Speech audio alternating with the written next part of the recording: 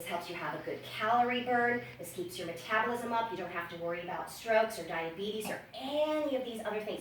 This blood sugar balance is so fundamental to so many different conditions, and so that's also part of the reason why I chose this condition today.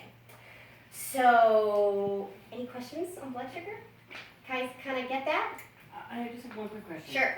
Sugars that we eat, what about the fruit sugar? Fruit sugar is still sugar, okay? And so what I'm going to tell you now is, you can have an apple. That's great. The good thing about an apple is that an apple is mixed with fiber. So the main important way, the most important thing that we can do is when we eat, is especially to balance our blood sugar, is to have foods with a combination of protein and fiber and fat with our sugar.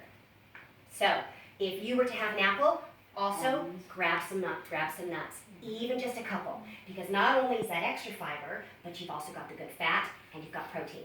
So what happens is when we've got fat, fiber, and protein, it literally slows down the system, because that digestion we talked about, you're breaking down the food, and then the sugar molecules are so slowly entered into the system, because you're breaking down protein, you're breaking down fiber, you're breaking down good fats, and the sugars just can't burst into your system.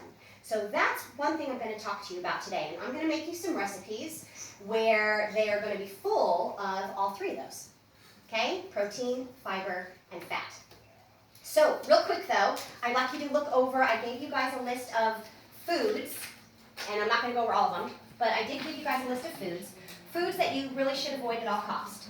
Okay, foods that are not only problematic for blood sugar, but also problematic just for good health in general. We've got things like gluten, we've got things like refined sugar, hydrogenated oils, milk protein, and high glycemic carbs. That would be foods that have high sugar content without being a whole grain.